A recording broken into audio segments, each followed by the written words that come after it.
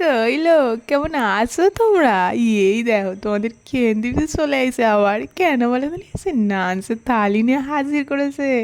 তবে আজকে তোমাদের কেন্দ্রিতে নাচের থালিতে কিন্তু কিছু বাদ রাখে নাই, সব রাখেছে।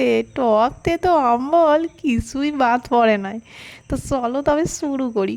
প্রথমে বাটি মাপা ভাত এক বাটি নিয়েছিলাম, তার সাথে ছিল একটা লঙ্কা আর ছোঁসা ছিল স্যালাডে, বুঝলে।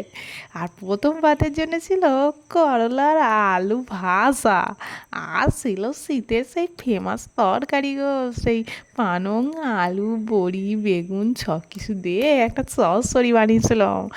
আর ছিল সেই এই যে সেই ইলিশ নয় কিন্তু সেই ইলিশের মতন গো, সেই খোকা ইলিশ নাকি বলে না, সেই খোকা ইলিশের বেগুন আলু দিয়ে ঝোল করেছিলুম সেই কালো জিরে সর্ষে বাটা দিয়ে।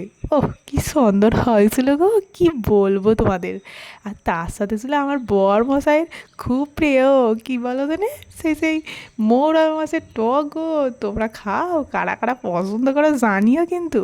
সেই সর্ষে বাটা ভাজা গুঁড়ো আর তার সাথে ওই তেঁতুল দিয়ে টক বানিয়েছিল।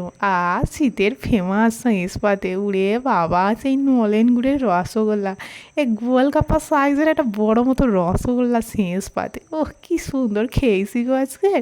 তোমাদের খেয়ে দিয়েছি নাচতে, তাহলে কেমন লাগলো জানিও। আর হ্যাঁ, সাবস্ক্রাইব করতে ভুলো না কিন্তু। আর সঙ্গে লাইক করে দিও সকলে। আজ তবে আসি, হ্যাঁ। টাটা বন্ধুরা, ভালো থেকো সকলে, টাটা।